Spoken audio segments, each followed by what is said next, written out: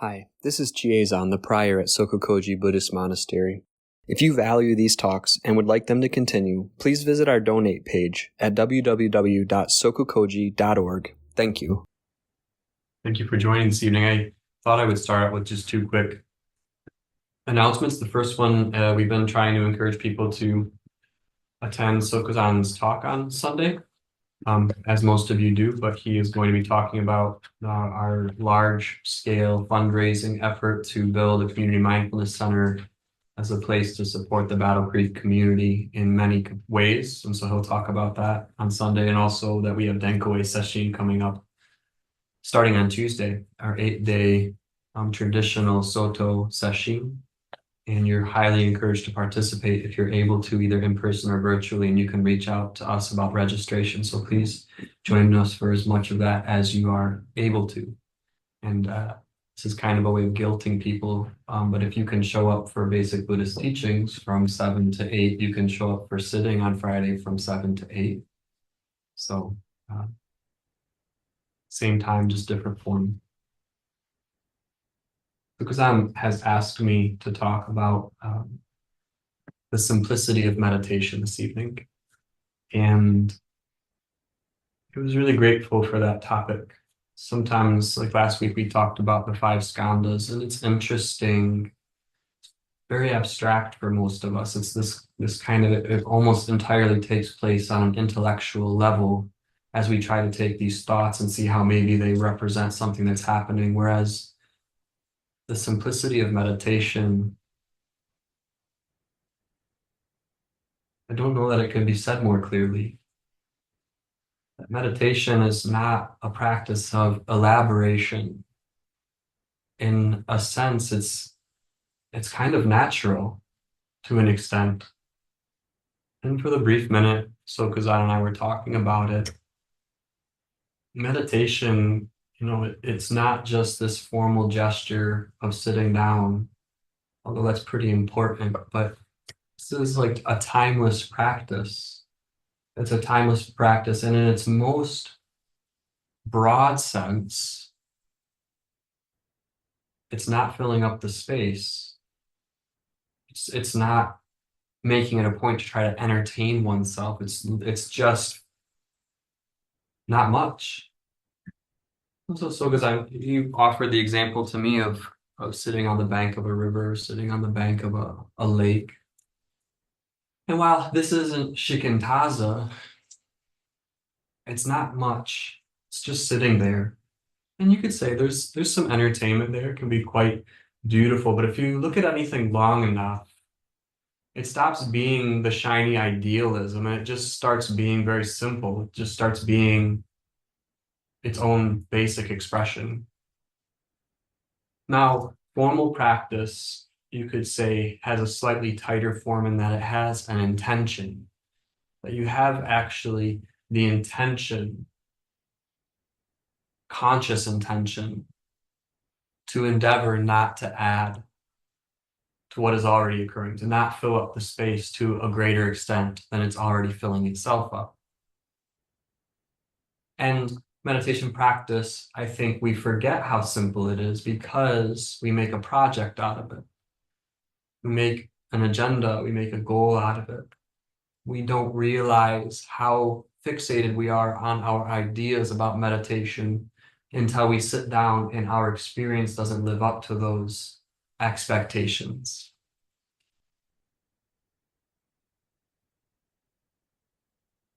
And so this practice, and I really appreciate the topic, but I don't know how much I have to say because it doesn't need to be elaborated that much. It's our intention to carve out some time every day to realize the simplicity of any given situation is not defined by the absence of content.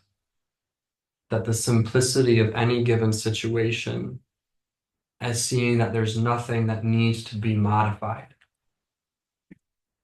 The reason we need a form to do this is that it's not just an intellectual arena. You don't force simplicity onto a complicated situation. In some sense, you exhaust the energy to keep producing. this isn't it necessarily, but you could almost imagine yourself exhausting yourself, seeing the futility of constantly producing, constantly maintaining, and that no matter how insistent or repetitious or aggressive you are, nothing lasts. Not that it doesn't matter, but you're not able to maintain the situation as you would like to see it. So the simplicity is seeing that there can be tremendous complexity. There can be tremendous complexity in the senses, in our experiences, in our emotions, and in our thoughts. And it's a very simple gesture we make to ourselves, and you could say, in essence, we make to all sentient beings to not interfere with that complexity. And to me, that's, in a sense, it's like ultimate simplicity, because it doesn't require our ideas about simplicity. It just is functioning in precisely the form and way it needs to function. And I come back to this one aspect quite a bit lately, because it's where I'm looking at, that we don't get to be an objective participant in this. So it's not like we get to have the sensation of simplicity in the midst of chaos. That would feel nice. We'd see, yes, I'm now seeing objectively how chaotic the world is. You actually have to see the chaos. The chaos has to see the chaos. The complexity has to see the complexity. It's not an elimination. And that's the area I keep returning to, and I think many of us have to, because start to see the instability of the world, we start to see the insanity, we start to see the chaos. And so we tell ourselves, well, now that I see it, I can be very simple in the midst of the chaos. I can be the sane person. I can be the easygoing person. But in order to do that, you have to kill everything that's arising here to maintain constantly artificial equanimity in the midst of chaos. So it's chaos seeing chaos, or it's confusion seeing confusion. And that is, to ego, it's a severe reference point to have challenged. Because once that starts to become challenged, our sense of progress on the path is undermined. Because there's not one shred, there's not one sliver, there's not one resting point of stability that gets to be ever so slightly removed from the negativity. But we start out by seeing that there's a lot going on. We start by seeing the production of the mind, the production of the senses. Right now, the homecoming football game should be starting in 15 minutes. So perhaps before the end of the talk, we'll hear a roar from the crowd and a touchdown is scored. Stimulation, there's complexity, there's chaos. But a monastery is not built to have like fortress-like walls to keep that out. It's to create a container where we welcome that, and we welcome our resistance to it. And so I just come back to the idea, there's no shred of sanity we get to maintain that can be contrasted from the movement, from the rawness, the texture of our world. And that's what we continue to come back to look at, is how, although we hear the simplicity of meditation and we can listen to Sokuzan articulate how to meditate, we can listen to the ancient Zen masters articulate how to meditate. Kodo Sawaki, that's somebody I have been coming back to. We have to see how we reject what is being presented. You don't have to add to the chaos, but you don't have to detract from the causes and conditions that are arising as resistance, as attachment, as aversion. And so it takes on somewhat of a childlike quality, because you're really helpless to your world. You're really helpless in the midst of all this. Are you helpless? No. But the feeling is, because you can't quite get control in the way you would like to get control. I think the simplicity of meditation also a little bit gives us permission to have a simplicity of the world, a simplicity of our life, that we don't need to, again, start pulling the plugs on everything we're doing, but it gives us permission to just function. We don't have to artificially insert ourselves into our world as a meditator or as a bodhisattva. We just sit and it naturally informs. Meditation has a way of naturally informing every other aspect of our life, and not in the way that we execute, but it just naturally begins to illuminate or permeate what has been taken for solid for so long. And so we just return. That's Sokuzan's teaching over and over again. It's return. Just have the intention to train the mind. Return, return, return. And if we can begin to settle into that intention, to me, the path becomes less daunting because there's nothing to do. You just keep sitting until you die. Keep sitting until you don't sit. We don't have to push for fruition. I think there's a chance that Sokuzan and I may be talking about Atisha's 7 points of mind training for Denkoei Sesshin, and one of the slogans has to do with not emphasizing fruition, quit pushing for fruition. I can't recall quite how it's phrased, but when we don't eliminate fruition, we don't eliminate the spiritual path of awakening to the nature of self and other, we don't eliminate that. But when we see all we can do is just make this gesture of practice, I think the path becomes much more workable. And recall that that was Kobin's story I've recited a few times to his student Angie Boissevain when he was informed that she had cancer. And from the story as she wrote it, I think he cried, and all he said was, just sit until your death day. There was no, oh, start practicing this or hurry up and do this. It was just continue to make this gesture for the rest of your life. And to me, I think that's one of the most profound teachings I've heard from Kobin, from me, to resonate, to just don't take it easy. Don't just like, oh, the path. But just have that simplicity of intention, the simplicity of just practice till your death day. Practice until you don't. Practice until the bell rings.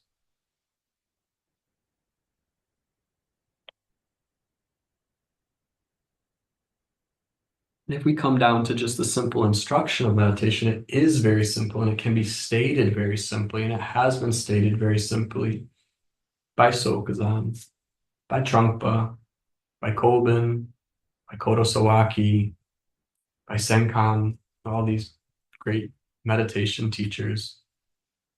Just sit there. If you need more than that, well, just sit there and endeavor to be still with your senses open. And as I understand it from Sokuzan, that was Trungpa Rinpoche's first instruction on meditation in the West, was just sit there. Just sit there. And it was later he started teaching Shamatha Vipassana.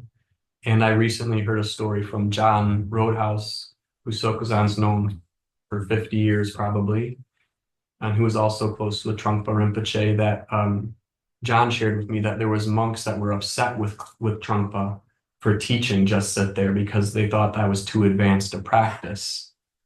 Yeah, so here, just sit there, 3 words, and maybe he said it differently or he said it more, but that was enough for other monks to come in and say, you can't teach people to just sit there. You need to, the first slogan, training the preliminaries. We'll talk about that during Denkoei.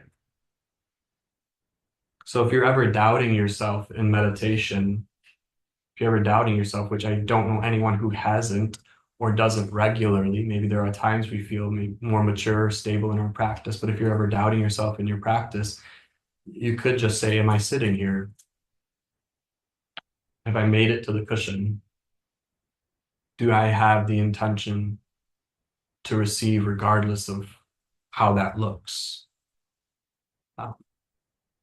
Won't get rid of the doubt, but we can remind ourselves of the simplicity of meditation practice, just sitting there.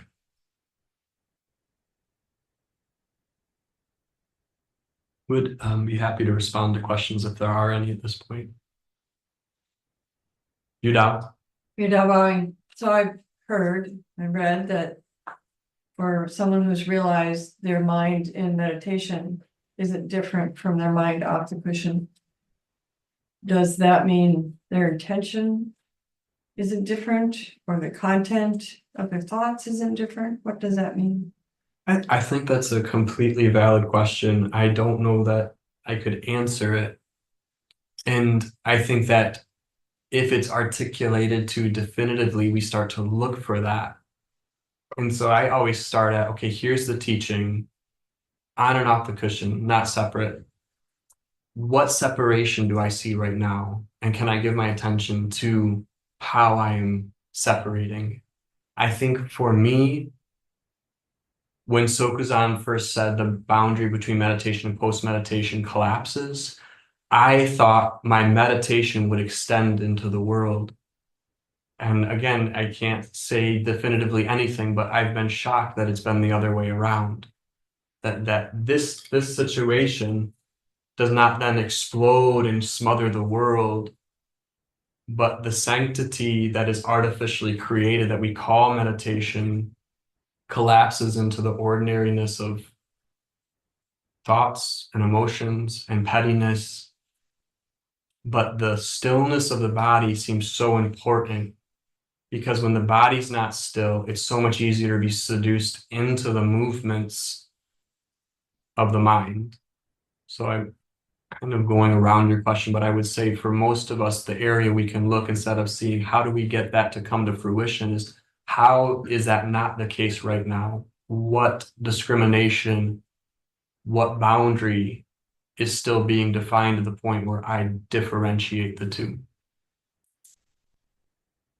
Thank you, that's helpful. I'm wondering how, as you've been sitting a lot, is that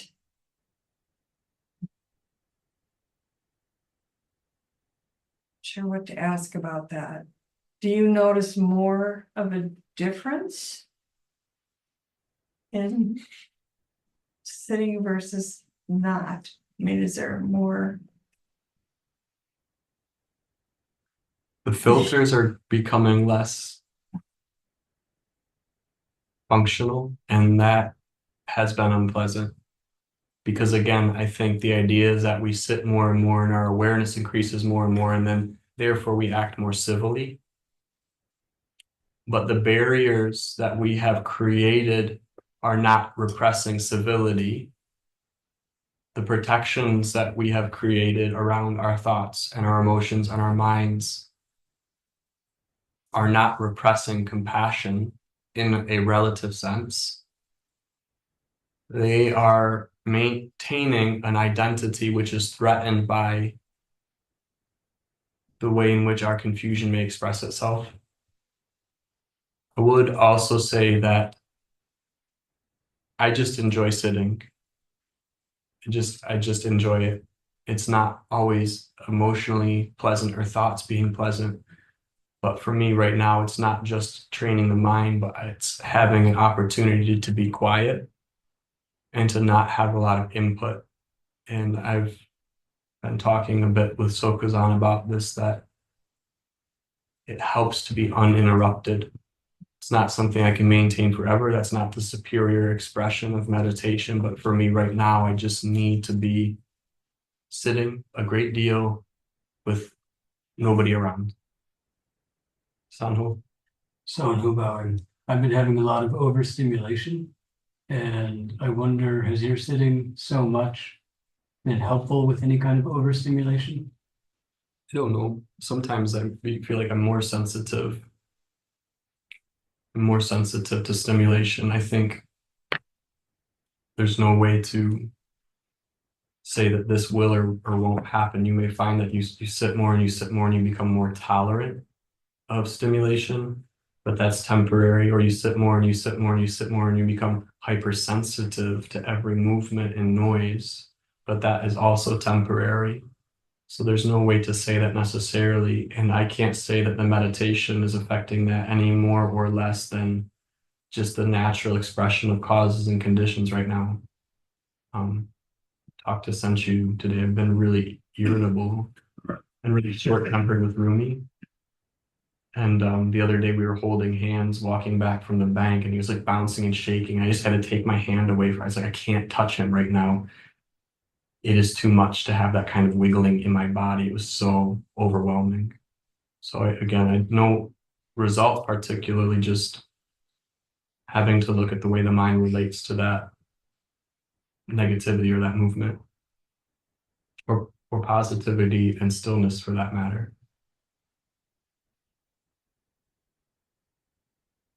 Mozuku. Mozuku bowing. Sokuzan teaches meditation, don't push, don't pull, don't look away, which sounds similar to what you said, which was nothing needs to be modified. Is that essentially a similar? I think that's what he's saying, because he also follows it up with, I know you can't help but push and pull and ignore. So he just says, intend to see the three poisons as clearly as possible. Just intend to see the three poisons. And so, yes, any understanding I have for meditation comes from being instructed by Sokuzan on how to look at that. And as far as I can tell, he's not really saying to do much of anything. And yet, sometimes we have to say a great deal to seduce the intellect into, well, this is a valid practice. So sometimes it's literally a way of pacifying our intelligence and our logic to do something that doesn't really need any justification. Mozuku bowing, saying nothing needs to be modified. Described that way, does that suggest that meditation is an intention to see the great perfection? I don't think I would argue with that. And just what I think is a little bit funnier, what shows up is, if you read about the great perfection, at least what little I have, it has nothing to do with meditation. And so it can't be seen through meditation, and it's not the product of an intention. So all of this causal language, again, is necessary on the path, but I think that's what a lot of the Dzogchen teachings endeavor to pull the rug out from underneath Longchenpa. I at first really liked that book, Natural Perfection. It became so tedious after a while, and it wasn't anything other than he's saying one thing. He is saying one thing for 100 and some pages. And I think that's kind of the beauty or the simplicity of Dzogchen, is that it's not a system so much as just quit rejecting, but you can't stop rejecting, and it's not a product of not rejecting. And so it's kind of a conundrum. It feels like it's a lot of tension for the mind. Perhaps that's why it can be helpful, but again, I've not studied that enough to say more about it.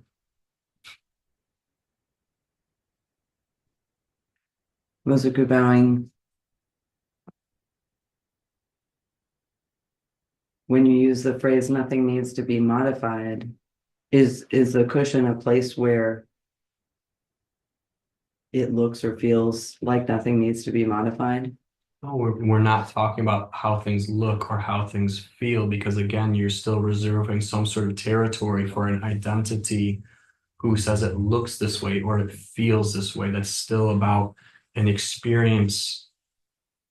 And that's why meditation is so painful for so many of us, is because we're so aligned with that mentality that we insist on some sort of activity, no matter how subtle, in order to create a product that we can appreciate or we can claim ownership to.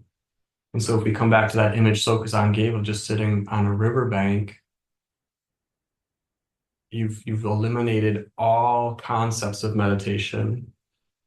You've just stopped filling up the space. And so that's naturally the case. But when we sit down, we may have to see the struggle a great deal. I don't know how to articulate that more clearly. And I think that's what Sokuzan's been going at us for some time, is that you're not going to see a thingness. So just give up the struggle. And you can't give up the struggle. So just sit down for the rest of your life. Mozoku bowing, when you say that the simplicity of meditation is that nothing needs to be modified, is that something you or any of us might know? I'm just trying to understand what that is. I don't know if this will be helpful, but I would say don't try to understand what I'm saying. I'm not trying to give you a concept which will then illuminate some experience. All of it that it comes down to for me right now is that everything we do here is all intended to just bring us back to just sitting down. And so it's okay to not understand what I'm saying. It's okay to not understand what Sokuzan's saying. It's okay to not understand the thoughts that are being produced. But the attitude, it's not even, it doesn't have to be a do it anyway. Because this doesn't need to be torture.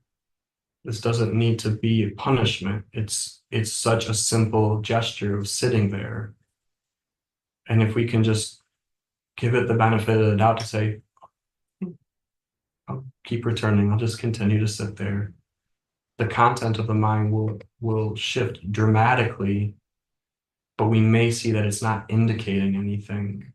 We may stop identifying with the thoughts in such a way where we look for them to inform or reveal or produce or turn meditation into a machine or a process that creates something. I mean, if we can't just sit there, how can we just walk? If we can't just sit there, how can we just drive the car? If we can't just sit there, how can we be with anybody? And so that practice seems to be the training ground to see that, and again, working on this a great deal myself, that it may not be as serious as we think it is. And that is not to diminish the tremendous suffering of the world or to diminish anyone's experience, but that we can't relate to it more than we relate to it. We can't relate to it more than it is showing up. Jishin. Jishin bowing. You mentioned doubt in yourself and practice. Probably a number of us can resonate with it. I'm wondering, how do you work with this kind of doubt? Bowing.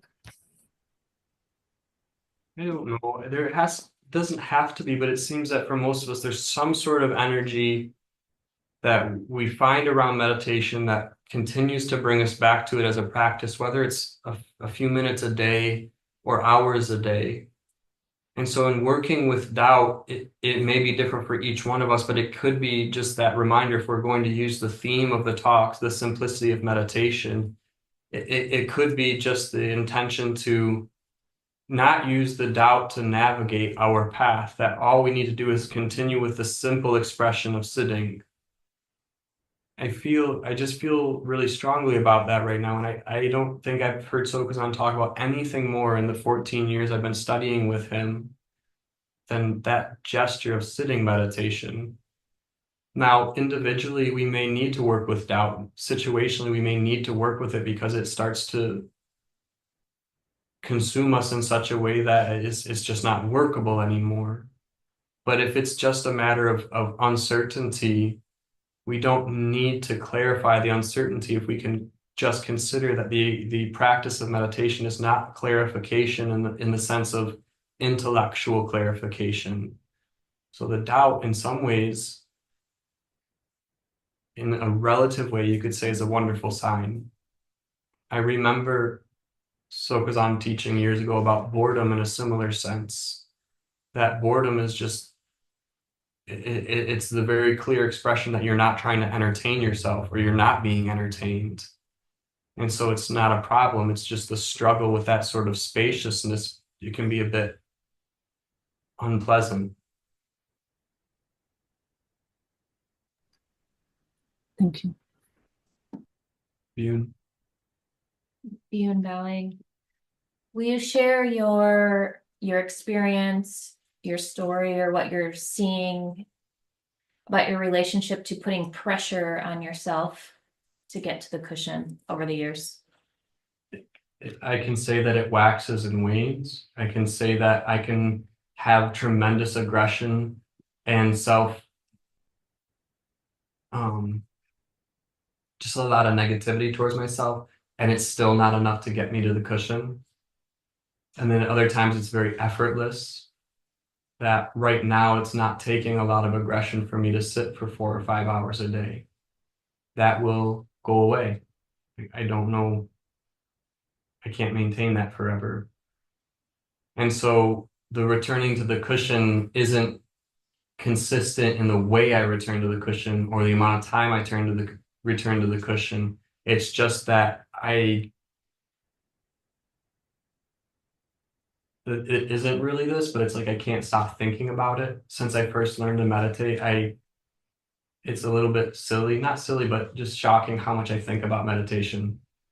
I learned to meditate when I was 21, and I just was completely consumed by it. I think about meditation all the time. And that's not like that everyone needs to. So all I'm saying is that when you're asking about that struggle of getting to the cushion, the very fact that there's a struggle means that you're very aware of that practice. And we may just have to watch how there are days where, without being asked, we sit for 8 hours, or we sit for 4 hours, or we add on an extra hour sitting before bed. And then other days there's nothing that could threaten you enough to get you to sit.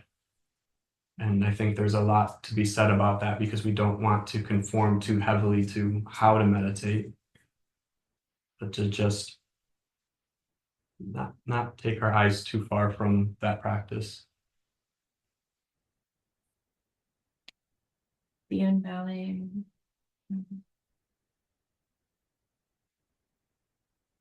I guess I just want to ask, has putting pressure on yourself over the years gotten you anywhere?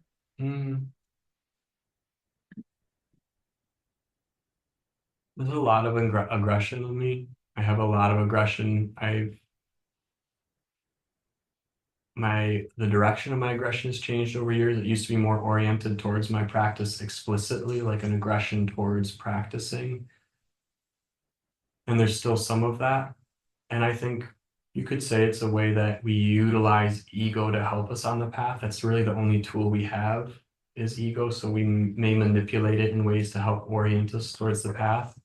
And I think if I were to look at a concrete example, I think of solitary retreat. I'm going to endeavor to go into solitary retreat at least once a year, and then to do it. And once you're in retreat, to not leave retreat. And up to this point, I've not had to. I had to come out and talk to SokukoJi mid-retreat once, but I didn't leave retreat. I didn't take a day off. So that's a sort of, you could say, aggression around practice, but it's not. I don't know, maybe it is. But you say you're going to do it, you go into retreat, you don't leave for those 10 days, those 20 days, those 30 days. And setting it up as a little bit of a form, you could say it has an artificiality to it, but we have to use something. And so if we can use ego to help us train the mind, or little ways we relate to it to bring us back to the cushion, I don't think there's anything wrong with that.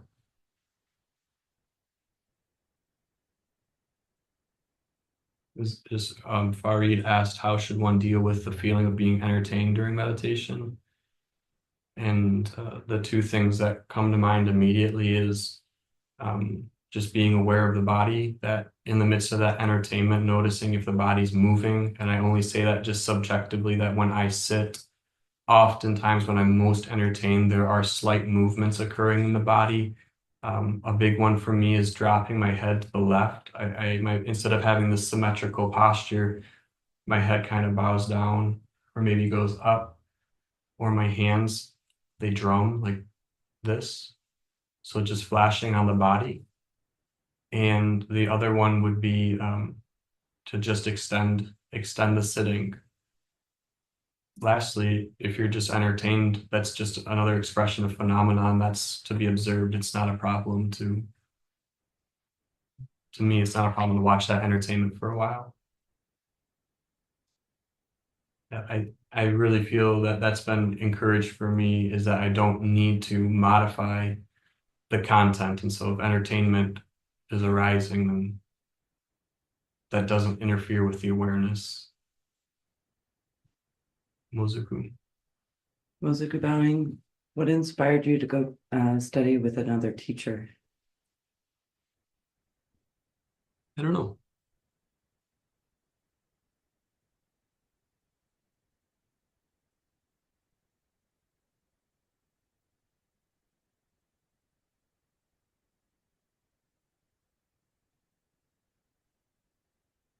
You have more about that? Unhope. Sanhubhava. Does it feel different inside your head now than it did before you began meditating? I don't think particularly. The content hasn't shifted too much, other than, as I said, I think about meditation a lot. Things are a little bit more workable. I think one of the big things that got me on the path, Sokuzan talks about anger getting him on the path, and for me a big one was depression more than anger. So I wasn't having volatile explosions or expressions, but just crushing, immovable depression, and spending years looking for a solution to that. And so to look at the depression itself, it hasn't changed. It waxes and wanes. But when it's there, it's workable in a way that it wasn't before, and that I'm not urgently or desperately trying to get rid of it. Thank you. Shanjian. Shanjian bowing. You say just sit there. I find that I'll get lost in thought, and I'll return to, then like in order to get out of being lost in thought, it seems like I'll return to an intention. Is returning to the intention to just see what moves, just sitting there, but getting myself out of being lost in thought. The way I understand it is both of those situations you described have no hierarchical value. It's not like the conscious intention, because that's just a thought. It's not anything besides a concept. And then the being lost in thought, the awareness again is not differentiated. We're not looking for this content means we're closer and this content means we're farther. We're endeavoring to see how we constantly identify with the thoughts themselves. So the awareness doesn't need to discriminate between those two, but we also don't have to get rid of the spontaneous discrimination that arises. So I'm not saying that's a misunderstanding to correct, like, oh, you shouldn't be distinguishing lost in thought and the intention to see the thought, but you just notice the movement between those two. That's been the way I worked with it, is that again, it's so hard not to find a crisp, clean, cool spot as more open to meditating, and one being muddier and dirtier and obscuring. And we completely ignore the space itself. We just want some sort of content to indicate how we're sitting.